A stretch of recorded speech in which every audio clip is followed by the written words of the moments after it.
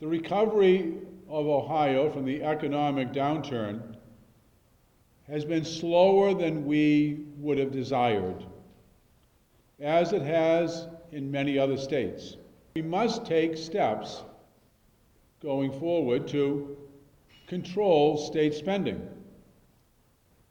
However, we must ensure that the burden of that does not fall unfairly upon the shoulders of those who are most in need. That private organizations, among which Catholic Charities is, in no way can begin to make up for the shortfalls and the service cuts proposed in our state budget.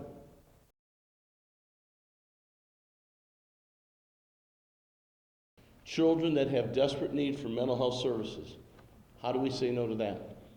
People that need food, the basic source of sustenance. How does a child go to school hungry and be able to learn anything? We're faced with a situation where I've often said that the idea of a child going to bed hungry should keep all the rest of us from being able to go to bed at all.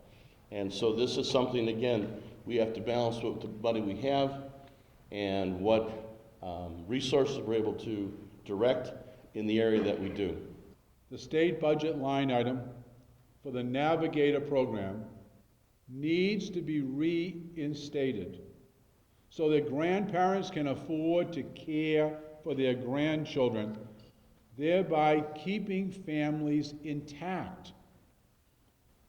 The Help Me Grow program has been proven to help children succeed. It needs to be continued.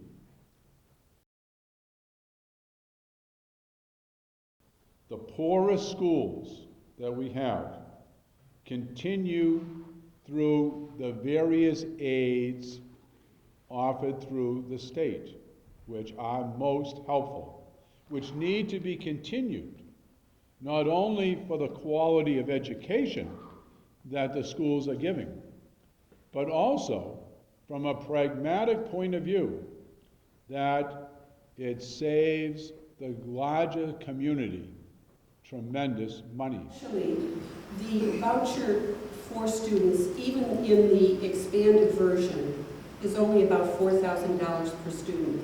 The average cost of any child in a public school is over $12,000.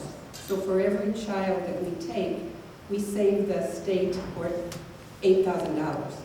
We know that the students in our schools benefit from a school culture that underscores academic excellence, with over 96% of our graduates being accepted into four-year colleges.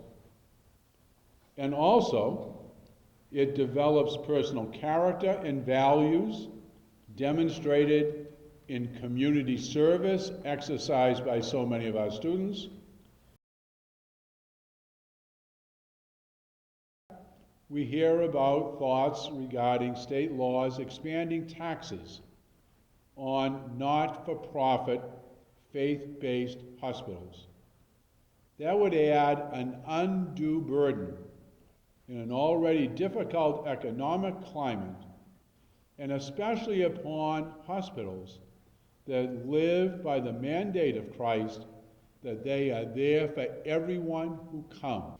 Regarding the elderly, Medicaid reform now being debated will have a direct impact on older adults, especially those who live in skilled nursing facilities. Some of the most respected and highly rated skilled nursing facilities stand to lose over $500,000 a year in reimbursements, forcing layoffs that will undoubtedly lead to a decline in the quality of care. Your jobs are not easy.